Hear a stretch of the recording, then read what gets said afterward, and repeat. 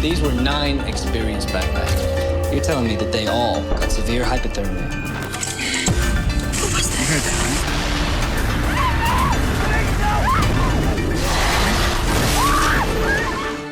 Today, photographs are a mundane experience for us. We take several photos each day, only to never look back at them. That wasn't the case in the past, though.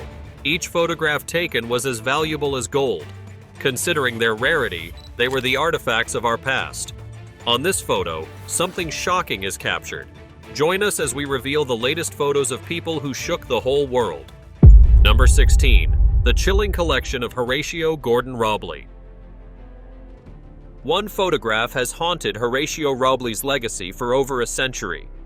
In it, he sits in a crisp suit, his thick handlebar mustache giving him an air of authority. But the real focus is behind him. 35 severed heads, their lifeless eyes, and intricate facial tattoos frozen in time.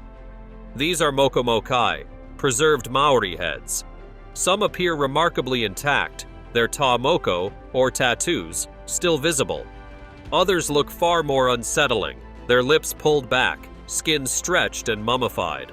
But the most chilling detail is in the lower right corner, a small head, unmistakably that of a young child. Robley, a former British officer, became obsessed with these artifacts, acquiring most from whalers and traders. He toured medical schools, displayed his collection in exhibitions, and in 1908, tried selling it to New Zealand for £1,000. His offer was rejected. Eventually, nearly all the heads ended up in the Natural History Museum in New York, except for 5. You see, over time, Robley got so infatuated with his macabre collection that he found it difficult to let it go. The 5 heads he refused to give up were his favorites, so much so that he kept them in his bedroom. When Robley couldn't sleep, he'd wake up and brush the hair of the unalive people, and would even talk to them. Talk about a crazy obsession. Haami Piripi, a senior member of the Mokomokai repatriation team, later said, "When we were younger, he was described as a macabre predator of culture. For others, he was a friend of the Maori people, who cherished their culture. And as for the 5 beloved heads of Robley, well, those vanished over time. No one knows where they are." Our next shocking photograph also has a pinch of mystery to it. Number 15. The Cursed Space Team. What if a single photograph could capture both triumph and tragedy? In this image, 7 astronauts smile, unaware that they are just days away from disaster. The crew of the Space Shuttle Columbia had spent 16 days in space, conducting groundbreaking experiments in life sciences, material sciences, and fluid physics. Their mission was a success. Their return, however, would be anything but routine. NASA had been quietly investigating a problem from launch.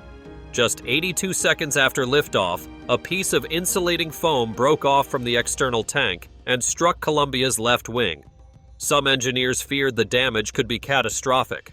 The Department of Defense even offered to use high-powered satellites to inspect the area. But NASA officials declined, believing the risk was minimal. On February 1st, 2003, Columbia began its descent toward Kennedy Space Center. At first, everything seemed normal. Then, Mission Control lost temperature readings from sensors on the left wing. Tire pressure data vanished. Capcom radioed the crew. Commander Rick Husband responded, "Roger," but his final word was abruptly cut off. 12 minutes later, Columbia was gone. Instead of a smooth landing, television networks broadcast a horrifying sight: streaks of debris falling from the sky over Texas. All 7 astronauts lost their lives, victims of a disaster that might have been prevented. Now, on to the hunt for a very special basketball card. Number 14. A chilling secret in a basketball card. A simple basketball card, forgotten for years, held a chilling secret. At first glance, it looked like an ordinary moment in sports history. New York Knicks point guard Mark Jackson dribbled down the court and caught mid-play at Madison Square Garden. But hidden in the background, unnoticed for decades, were 2 faces that would later be recognized in one of the most infamous cases in American history: In 1989, the Menendez brothers were arrested for the shocking crime of taking their parents' lives. Their trial became a national spectacle. Some believed their claims of years of mistreatment. Others pointed to their extravagant million-dollar shopping spree after the incident as proof of guilt. Among their many indulgences were courtside seats at an NBA game. Decades later, crime writer Steven Zarrance, aware that the brothers had attended, began searching for evidence. In 2018, he combed through old basketball cards, looking for a trace of them. Then he found it. A trading card from the 1990 season captured Mark Jackson mid-game. Just behind him, sitting in prime seats, were Lyle and Eric Menendez. They had watched the game without a care in the world, completely unaware that one day this image would come back to haunt them. After the discovery, the card's value skyrocketed. Some copies sold for over $1,200, not to sports fans, but to those fascinated by true crime. At one point, eBay removed listings, citing its policies, but the ban was later reversed. Turns out, for all those years, Mark Jackson knew that his card had captured the two infamous murderers, but chose not to speak about the eerie stroke of luck. Speaking of eeriness, the next photographs on our list will also reveal something dark about our history. Number 13. The Ghost Girls. Imagine stepping out of work at sunset and realizing your skin is glowing. Your clothes shimmer, your hair sparkles. The young women painting watch dials in the early 1900s thought it was harmless, even magical. They were called the Ghost Girls because the radium dust they worked with made them light up in the dark. Their job seemed simple. With fine brushes, they painted tiny numbers onto watch faces using radium-based paint. To keep the brushes sharp, they put the tips in their mouths after each stroke. When they asked if it was safe, they were told there was nothing to worry about. Then, the sickness started. Molly Maggia was one of the first. A small toothache turned into something far worse. Her teeth fell out one by one, leaving behind open sores that bleed constantly. Her jaw crumbled away, her body weakened, and on September 12, 1922, she died in excruciating pain. As more women fell ill, the company refused to take the blame. They even funded studies to cover up the truth. It took years before the full horror of radium poisoning was exposed, revealing one of the most tragic workplace disasters in history. Now, let's talk about a photograph that encompasses survival and resilience. Number 12. The Dead Man Walking. The severely frostbitten man you see in the picture should not be alive, but he knows a thing or two about beating the odds. On May 10, 1996, Beck Weathers was left for dead on Mount Everest. Stranded in a brutal storm, blinded by a failed eye surgery, and frozen to the core, he was declared beyond saving. Rescuers reported his death, and his wife received the devastating news. Weathers collapsed in the snow alongside a Japanese climber. Others in his group managed to reach safety, but the storm had sealed his fate, or so they thought. Then, something impossible happened. Driven by the vision of his wife and children, he woke up. After all, he had made him a promise before heading out for Everest. He would come back home. His hands were frozen solid, his face blackened by frostbite, but he forced himself to stand. Stumbling through the blizzard, he made his way toward camp, shocking his fellow climbers. They wrapped him in blankets, believing he would not survive the night. When Weathers opened his eyes again, he realized the campers had left him again. All they had left for him was hot tea. But Weathers refused to die in vain. With the help of an IMAX film crew, he reached a lower camp and was airlifted to safety. The end wasn't exactly a fairy tale for Weathers, though. Doctors informed him that he had lost his nose, right hand, half his right forearm, and all the fingers on his left hand to frostbite. Even then, the climber carried on with his life and his job. Today, he is well and alive, and just like Weathers, the survival instinct of Cheryl Bradshaw saved her life too. Number 11. Predator in Plain Sight. The man who sat on that stage, flashing a charming smile and delivering playful answers, was hiding a terrifying secret. When Rodney Alcala on The Dating Game in 1978 He seemed like just another contestant looking for love. He was introduced as a successful photographer with a knack for charm. As the show went on, Alcala garnered everyone's attention. When the participant and bachelorette Cheryl Bradshaw asked, "I'm serving you for dinner. What are you called and what do you look like?" He leaned in and said, "I'm called the Banana, and I look good." When she pressed for more detail, he responded with a flirtatious, "Peel me." The audience laughed. The producers got exactly what they wanted. Raunchy. Bradshaw chose him as the winner, but she called the show's producers soon after, refusing to go on the date. She recounted that something about him was unsettling. His energy felt off. His smile, in her words, felt creepy. That decision may have saved her life. 1 year later, Alcala was arrested for the unaliving of 12-year-old Robin Samsoe. Investigators uncovered a nightmare. DNA evidence linked him to at least 5 unalivings and abuse between 1977 and 1979, but the true body count remains unknown. Some believe it could be in the hundreds. Now, onto the photographs of something out of this world, quite literally. Number 10. The Mystery of Salem.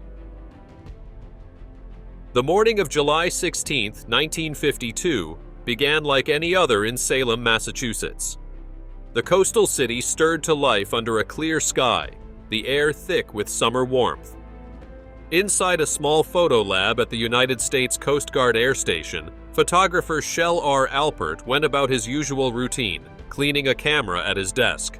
Then, something unusual happened. A strange glow flickered outside the window. At first, he dismissed it as a reflection, but when he turned to get a clearer look, his breath caught. 4 luminous objects, arranged in a perfect V formation, hovered motionless in the sky just beyond the power plant smokestacks. They emitted an eerie, unwavering light, unlike any aircraft he had ever seen. Acting on instinct, Alpert grabbed the camera nearest to him. He had no idea whether it even had film, but he clicked the shutter anyway. The moment felt surreal. As he stared at the sky, the glowing shapes began to dim and fade. He rushed outside, calling for his colleague, Thomas E. Flaherty, hoping he would see them too. The 2 men hurried back inside, and Alpert snapped the now famous photograph from within the lab. The image soon made headlines across the United States.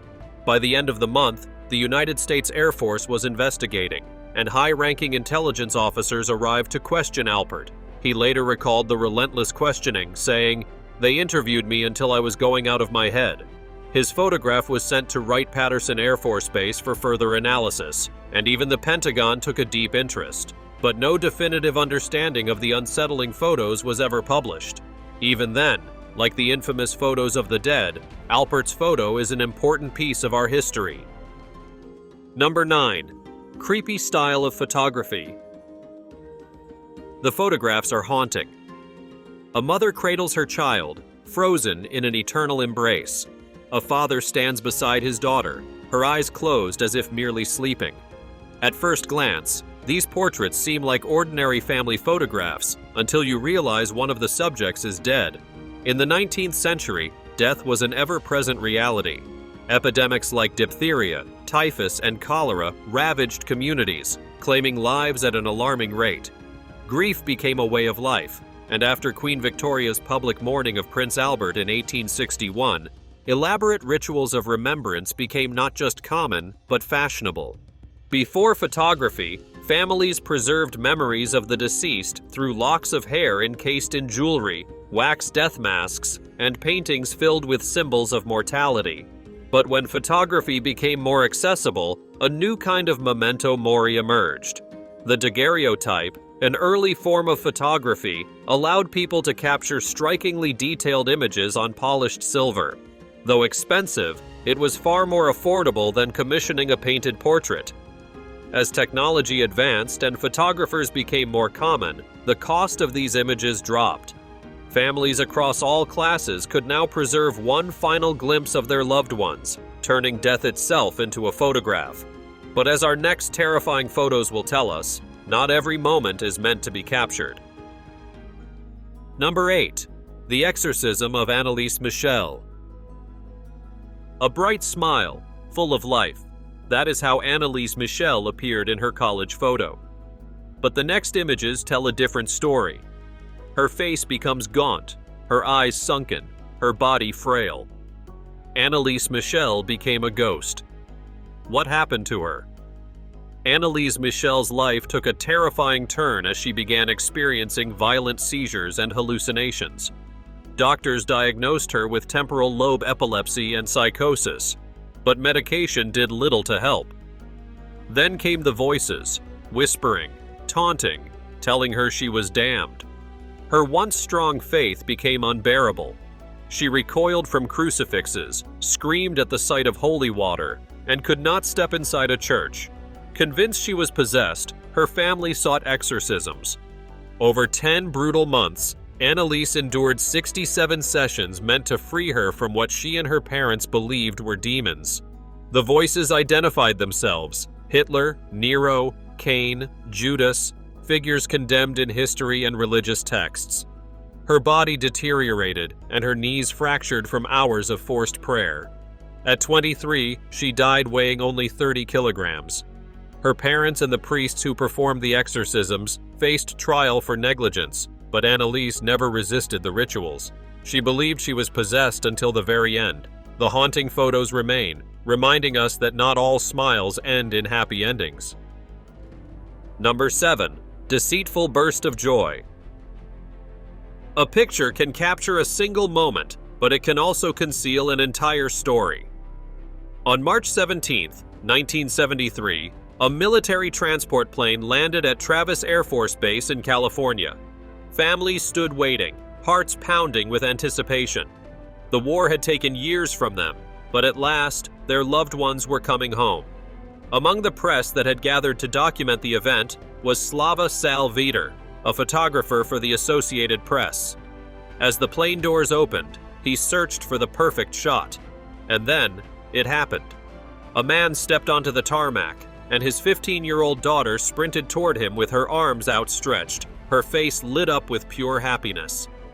Behind her, the rest of the family followed, caught in the overwhelming emotion of the moment.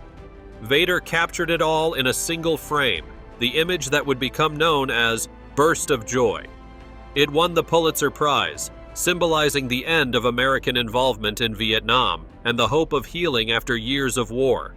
But the truth was far from joyful. The man in the photograph, United States Air Force Lieutenant Colonel Robert L. Sturm, had spent more than 5 years as a prisoner of war in North Vietnam. He had endured brutal torture, starvation, and mock executions, holding on to one thought: the day he would return to his wife and children. But just 3 days before that emotional homecoming, he received a letter from his wife. She wanted a divorce. While he suffered in captivity, she had taken his pay, their home, their car, and custody of 2 of their children. She had spent his money on trips with other men. A military chaplain handed him the letter upon his release. The words inside cut deeper than anything he had endured as a prisoner. "Bob, I feel sure that in your heart you know we can't make it together. Life is too short." The reunion captured in Burst of Joy was not the beginning of a new life for Sturm. It was the start of another painful chapter, one that led to a court battle he would ultimately lose. As the next bone-chilling story will remind you, not all pictures remind us of good times. Number 6. The Haunting of Stanley Hotel. A grand hotel nestled in the Rocky Mountains with a history stretching back more than a century, and a reputation for being one of the most haunted places in the country. The Stanley Hotel in Estes Park is more than just a picturesque retreat. It is a place where the past is haunted. Visitors come for its beauty, for its connection to cinema history, but some leave with stories they can never explain. Cameras capture figures that should not be there. Sounds emerge from empty rooms. Guests wake in the dead of night to eerie laughter echoing through the halls. One family on a guided tour paused to take a photo on the grand staircase, a simple souvenir of their visit. But when they looked at the image later, there was an unexpected guest, a little girl standing right in the foreground. No one on the tour had seen her, and there were no children in their group. Henry Yao, another visitor, took a snapshot of the grand lobby. only to find an older woman and a child staring back at him from the image. He had seen nothing unusual when he took the photo, but American television shared the chilling discovery with the world. Then there is room 217, the very room that inspired Stephen King's terrifying novel, The Shining. Kieran Johnson booked a stay there, expecting nothing more than a good night's sleep. Instead, he awoke to a thunderous crash, as if something massive had fallen. When he sat up in shock, a low, unmistakable sound filled the room. Soft, feminine laughter, right beside his bed. Perhaps the most unsettling of all happened in 2021, when a visitor snapped a picture of a lone woman staring out of a window. A ghostly figure, simply watching. But the hotel staff had no explanation. That part of the building had been closed off for an extended period of time. No one should have been there. These are just a few of the countless eerie encounters reported at the Stanley Hotel. While the place remains haunted, its eeriness doesn't compare to the next photographs on our list. Number 5. A deadly expedition. At first glance, it is just a stunning image of a distant peak. But hidden within that frame is a story of ambition, survival, and a tragedy no one saw coming. The Austrian mountaineer Hermann Buell was considered one of the greatest climbers of his time. His strength and determination pushed the limits of what was thought possible. In 1953, he made history by reaching the summit of Nanga Parbat alone, without bottled oxygen, after his partner turned back. The descent nearly killed him. With no tent or supplies, he spent the night standing on a narrow ledge, swallowing pills to stay awake, knowing that if he fell asleep, he would not wake up. Somehow he survived, staggering back to camp after 41 grueling hours. 4 years later, he and his team achieved another first ascent, conquering Broad Peak without oxygen or porters. It was a groundbreaking moment in mountaineering, but Buell was not finished. Just weeks later, he and his partner Kurt Diemberger set their sights on Chogalisa, a peak no one had ever climbed. They moved fast, carrying only one tent, determined to reach the top in a single push.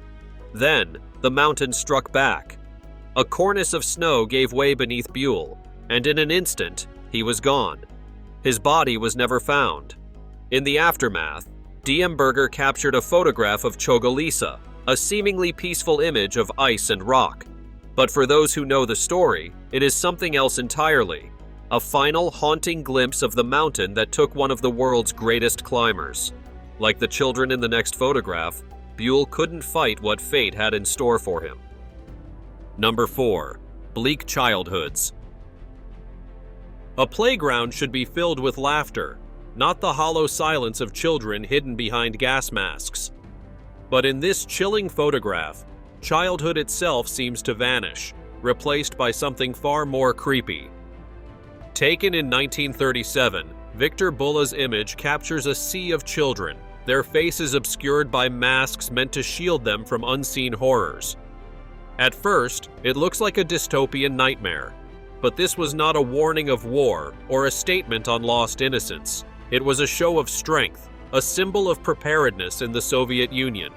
These children, members of the pioneer organization, were being trained to defend their country, to be ready for whatever came next. They marched, they learned, and they played their part in the machine of the state. But childhood is fleeting, and for many of them, it was stolen far too soon. Just 4 years later, the siege of Leningrad began, bringing starvation and unimaginable suffering. Some of the children in this photo would never grow up. Others would become partisans, fighting in the shadows, sacrificing their youth for a cause they barely had time to understand. By the time the war ended, thousands of pioneers had been lost, their bravery recognized with medals, their names etched into history.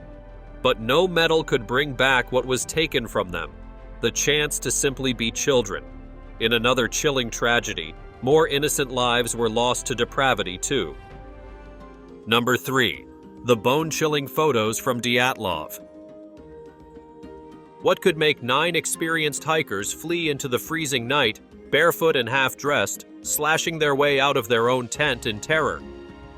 The last photographs ever taken of the Dyatlov Pass hikers show them smiling, posing in the snowy wilderness of the Ural Mountains, unaware that they were walking toward a horrifying fate that remains unexplained to this day. On January 23, 1959, 10 hikers set out on a winter trek through the Ural Mountains. Most were students from the Ural Polytechnic Institute, led by 23-year-old Igor Dyatlov. One hiker, Yuri Yudin, turned back due to illness, an unlucky break at the time, but one that ultimately saved his life. By February 20th, when no word had come from the group, a search team was sent. What they found defied all logic. The hikers' tent was discovered first, and shockingly, it was still standing, partially buried in snow, with their boots, coats, and supplies neatly arranged inside. Food was laid out as if they had been about to eat. But the tent had been slashed open from within, and the hikers were gone. 2 bodies, those of Yuri Doroshenko and Yuri Krivonishchenko, were found near a burned-out fire, dressed only in their underclothes. Krivonishchenko had burns on his body and a piece of his own flesh in his mouth. 3 more bodies, including Dyatlov, were found further up the slope, as if they had been trying to crawl back to the tent. The last 4 were discovered months later at the bottom of a ravine. 1 had a fractured skull, and 2 had crushed chests, yet no external wounds. 2 were missing their eyes, and 1 was missing her tongue. The Soviet investigation called it a compelling natural force, but the case was filled with strange details. Just like the next photograph on our list, the mystery of Dyatlov hikers remains. Number 2. The mystery of Daylenn Pua. What if the last photo you ever took captured the face of your own Unaliver? When 18-year-old Daylenn Pua set off to hike the forbidden Haiku Stairs in Hawaii, he was excited to document his journey. He sent pictures to his family, snapshots of the breathtaking ridges and the nearly 4,000 steps that twisted into the sky. But one image stood out from the rest. Hidden among the trees, crouching in the dense foliage, was a man. He wasn't part of Daylenn's group. He wasn't another hiker enjoying the view. He was simply there, watching. When Daylenn failed to return home that evening, his family grew frantic. A massive search followed, with helicopters, drones, and volunteers scouring the treacherous trail. Yet no trace of him was ever found. Days later, when his loved ones combed through his final photos, they made a chilling discovery: the unknown man lurking in the background. They couldn't believe that Daylenn had sent him a photo of his own twisted end.